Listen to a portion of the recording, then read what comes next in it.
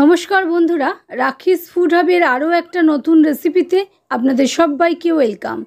আজ আমি আপনাদের সাথে শেয়ার করছি একটা গেস্ট স্পেশাল থালি, নারকেলি মাংস আর গরম গরম লুচি।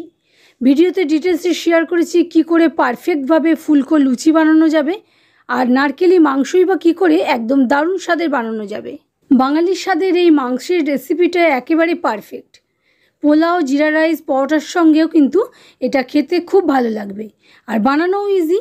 চটজলদি মুখের স্বাদ বদল করতে একঘেয়ে মাংস না বানিয়ে এটা একবার অবশ্যই ট্রাই করতে পারেন। তাহলে চলুন বন্ধুরা, দেখে নেওয়া যাক আমার আজকের ভিডিও। প্রথমেই আমরা মাংস তৈরির জন্য একটা স্পেশাল মশলা বানিয়ে নেব। এর জন্য দেখুন, প্রথমেই গ্যাস বানের উপর একটা তাওয়া বসিয়ে নিয়েছি। তার মধ্যে দুটো ছোটো এলাচ ফাটিয়ে, 2-3টে দারচিনির টুকরো, একটা স্টার এনিসের টুকরো, 4-5টা লবঙ্গ আর হাফ চামচ পরিমাণ গোলমরিচ অ্যাড করে দিয়েছি। এবারে সিম আঁচে সবটা নাড়াচাড়া করে 1 মিনিট মতো ভাজা ভাজা করে নিচ্ছি। গরম মশলা থেকে সুন্দর গন্ধ বার হলে এবারে এর মধ্যে 1/4 কাপ মতো গ্রেটেড নারকেল আমি অ্যাড করে দিয়েছি। দিয়ে সিম আঁচে 2-4 বার নেড়ে নিয়েছি। নেড়ে নেওয়ার পর যখন জলটা নারকেলের শুকনো হয়ে গেছে, সেই পর্যায়ে খুব সামান্য হাফ চামচ মতো তেল অ্যাড করে দিয়েছি। তেল অ্যাড করার পর সবটা ভালো করে স্প্যাচুলা দিয়ে নাড়াচাড়া করে সিম আঁচে ভাজা ভাজা করে নিচ্ছি। নারকেলটা লালচে করে ভাজা হতে একটু সময় লাগবে, মিনিট 5-7 মতো লাগবে। সেরকমভাবে ভেজে নেওয়ার পর দেখুন, গ্রাইন্ডিং জারের মধ্যে এটাকে ঢেলে নিয়েছি। ঢেলে নিয়ে ঠান্ডা হওয়ার জন্য রেখে দিচ্ছি। ঠান্ডা হওয়ার পর এর মধ্যে 1 চামচ পরিমাণ হলুদ গুঁড়ো, 1 চামচ পরিমাণ ধনে গুঁড়ো, 1 চামচ পরিমাণ কাশ্মীরি লঙ্কার গুঁড়ো আর হাফ চামচ পরিমাণ হলুদ গুঁড়ো অ্যাড করে দিয়ে ভালো মতো গ্রাইন্ড করে নিয়েছি। এবারে গ্যাস বানের উপরে কড়া বসিয়ে নিয়েছি। কড়াতে 2 টেবিল চামচ পরিমাণ রিফাইন্ড সয়াবিন অয়েল ভালো করে গরম করে নিয়ে হাফ চামচ পরিমাণ গোটা মৌরি ফোড়নে দিয়ে দিয়েছি। আর গ্যাসের ফ্লেমটা লোতে রেখে মৌরিটা ভাজা হওয়ার পর 12-14টা কারি পাতা অ্যাড করে দিয়েছি। সেটাও মৌরির সঙ্গে একটু ভাজা ভাজা করে নিয়েছি। এরপর এর মধ্যে 2টো মিডিয়াম সাইজের পেঁয়াজ স্লাইস করে নিয়ে অ্যাড করে দিয়েছি। এই পর্যায়ে গ্যাসের ফ্লেমটা আমি মিডিয়ামে রেখেছি। মিডিয়াম হিটে সমানেই ঢাকা চাপা দিয়ে মধ্যে মধ্যে ঢাকা খুলে নেড়ে দিয়েছি। পেঁয়াজটা আমাদের প্রায় অর্ধেক ভাজা হয়ে গেছে, কিন্তু আরও একটুক্ষণ ভেজে নিতে হবে।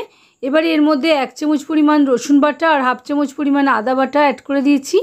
এবারে গ্যাসের ফ্লেমটা একদম সিমে করে দিয়েছি, যাতে আদা রসুন কড়ার তলায় আটকে না যায়। সিম আঁচে সবটা একসঙ্গে পেঁয়াজের সঙ্গে ভেজে নিচ্ছি। 1 চামচ পরিমাণ নুনও অ্যাড করে দিলাম, যাতে পেঁয়াজটা তাড়াতাড়ি গলে যায়।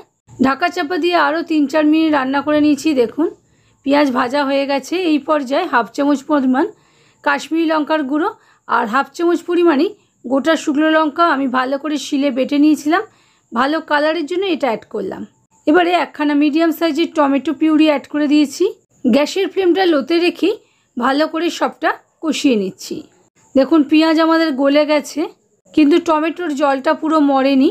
আমাদের আরও কিছুক্ষণ ভালো করে কষিয়ে নিতে হবে। আরও 2-3 মিনিট কষে নেওয়ার পর এবারে যে গ্রাইন্ড করে মশলাটা রেডি করে রেখেছিলাম সেটাকে অ্যাড করে দিয়েছি, আর অল্প একটুখানি বাটি ধুয়ে জলও অ্যাড করে দিয়েছি। দিয়ে সবটা ভালো করে মিশিয়ে নিচ্ছি। এই পর্যায়ে গ্যাসের ফ্লেমটা লোতেই রেখেছি।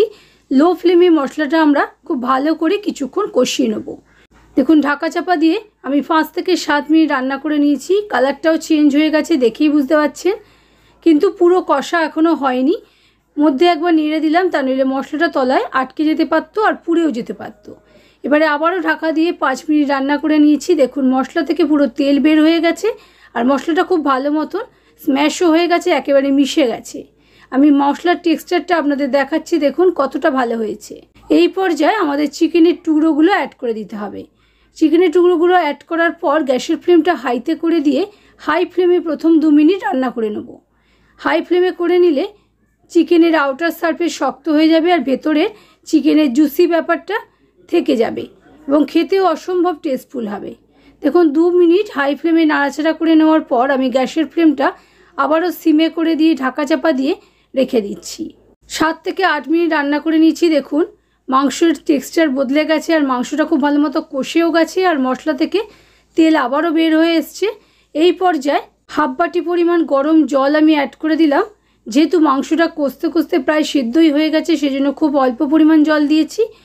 আর ঘন করেই আমি মাংসটা বানাচ্ছি, সেই কারণে। আর 2টো গোটা কাঁচা লঙ্কা দিয়ে ঢাকা চাপা দিয়ে 10 মিনিট আরও রান্না করে নিয়েছি। 10 মিনিট পর দেখুন আবারও একটু নাড়াচাড়া করে মানে মাংসগুলো উল্টে পাল্টে দিয়ে ঢাকা চাপা দিয়ে আরও 10 মিনিট রান্না করে নেবো, যতক্ষণ না গ্রেভিটা পুরো শুকনো হয়ে আসছে আর মাংসটাও ভালো মতো সেদ্ধ হচ্ছে। এই সময় আমরা ময়দাটা মেখে নেওয়ার জন্য প্রথমে 2 কাপ পরিমাণ ময়দা নিয়ে নিয়েছি আর 2 কাপ পরিমাণই আটা নিয়ে নিয়েছি। আপনারা চাইলে শুধু আটা বা শুধু ময়দা দিয়েও করতে পারেন। 1/4 চামচ মতো নুন অ্যাড করে দিয়েছি আর 1 টেবিল চামচ পরিমাণ রিফাইন্ড সয়াবিন অয়েল অ্যাড করে দিয়েছি। অ্যাড করে দিয়ে প্রথমে শুকনো উপকরণটা ভালো করে মিশিয়ে নিয়ে অল্প অল্প করে জল অ্যাড করে একটা ডো মেখে নিচ্ছি। যেহেতু লুচি বানাবো সেই জন্য ডোটা একটু টাইট করে মাখছি, খুব বেশি নরম করছি না। দেখুন প্রয়োজন অনুযায়ী অল্প অল্প করে আমি জল নিয়ে ভালো করে একটা ডো বানিয়ে নিচ্ছি। দেখুন ডোটা খুব ভালো করে চেপে চেপে মেখে নিতে হবে। পাঁচ করে করে মেখে নিয়েছি, একটু টাইটের দিকেই আছে, একেবারে নরম করে মাখলে কিন্তু লুচি ভালো হবে না। এবারে ডোয়ের উপরে হালকা করে তেল দিয়ে মাখিয়ে ঢাকা দিয়ে রেখে দেবো মিনিট 15-20 জন্য। এরকম করে রেখে দিলে ডোটা একদম সেট হয়ে যাবে আর অনেক বেশি ভালো লুচি তৈরি হবে। এবার দেখুন আমাদের চিকেনটাও এতক্ষণে জল মরে পুরো শুকনো হয়ে এসছে আর মাংস তো ভালো মতো সেদ্ধ হয়েইছে। আপনারা যদি মাংসের ঝোলটা একটু বেশি রাখতে চান সেক্ষেত্রে হাফ বাটির পরিবর্তে 1 বাটি গরম জল অ্যাড করে নেবেন। আমি আপনাদের দেখিয়ে দিচ্ছি মাংসটা কীরকম সেদ্ধ হয়েছে, দেখুন কতটা ভালো সেদ্ধ হয়েছে। এবারে এটাকে নামিয়ে রেখে দিচ্ছি। এখানে আপনাদের জানিয়ে রাখি আমার চ্যানেলে এরকম থালির রেসিপি আরও অনেক আছে, আমি ডেসক্রিপশন বক্সে লিঙ্ক অ্যাড করে দেবো, আপনারা ইচ্ছে হলে দেখতে পারেন। দেখুন মিনিট 15-20 হয়ে গেছে, ডোটা আমাদের সেট হয়ে গেছে আর অল্প একটু নরমও হয়েছে। ডোটাকে আবারও ভালো করে একটু পাঁচ করে করে মেখে নিচ্ছি, করে নিয়ে এর থেকে লেচি কেটে নেব। যেরকম সাইজের লুচি বানাতে চান সেই রকমই লেচি কাটবেন। আমি একটু বড় বড় লুচি করব সেজন্য এরকমভাবে কেটে নিয়েছি। সব লিচিগুলো আমার কাটা হয়ে গেছে। লিচিগুলো হাত দিয়ে ভালো করে স্মুথও করে নিয়েছি। এবার এর থেকে একটা লেচি নিয়ে বাকি লিচিগুলো ঢাকা দিয়ে রেখে দিচ্ছি। চাকার মধ্যে অল্প তেল মাখিয়ে নিচ্ছি, বেলনেও মাখিয়ে নিলাম, লুচি বেলতে সুবিধা হবে। এবারে একটা লেচি নিয়ে বেলে নিচ্ছি। এদিকে পাশের গ্যাস বার্নারে আমি তেল ভালো মতন গরম হতে বসিয়ে দিয়েছি। তেলটা খুব ভালো মতো গরম হওয়ার পরেই লুচি আমরা ভেজে নেব। লুচি ভাজার জন্য তেলটা ঠিকমতো গরম হয়েছে কিনা সেটার একটা টেস্ট করে নিচ্ছি। ডো থেকে একটু পোর্শন আমি তেলের মধ্যে দেওয়া মাত্রই দেখুন এটা ওপরে ভেসে উঠলো, তার মানে তেলটা আমাদের খুব ভালো মতন গরম হয়েছে। এবার গ্যাসের ফ্লেমটা হাইতে রেখে একটা লুচি অ্যাড করে দিয়েছি। দেখুন লুচিটা 1 পিঠ ভাজা হওয়ার পর উল্টে নিয়েছি। এইরকমভাবে ফুলো ফুলো লুচি আমি বানিয়ে নেব। একটা লুচি আমার ভাজা হয়ে গেছে, একইভাবে আরও একটা লুচি ভেজে নিচ্ছি। লুচি তেলে দেওয়ার পর একটুখানি ফোলার জন্য সময় দিয়ে তারপরে হালকা হাতে প্রেস করে দিলেই লুচিটা খুব সুন্দর ভালো মতন ফুলে যায় আর খেতেও অসম্ভব টেস্টফুল হয়। দেখুন আবারও একটা লুচি ভেজে নিয়েছি, একইভাবে আমি বাকি লুচিগুলো ভেজে নিচ্ছি। দেখুন প্রত্যেকটা লুচি কিন্তু আমাদের ফুলছে। এইরকমভাবে যদি করেন তাহলে আপনাদের লুচিও ভীষণই ভালো তৈরি হবে। আমার বলা সমস্ত টিপস ফলো করবেন, বাড়িতে একবার অবশ্যই বানাবেন আর কেমন হয়েছে আমাকে কমেন্টে জানাতে একেবারেই ভুলবেন না। আশা করি আজকের ভিডিওটা আপনাদের সকলেরই ভালো লাগবে।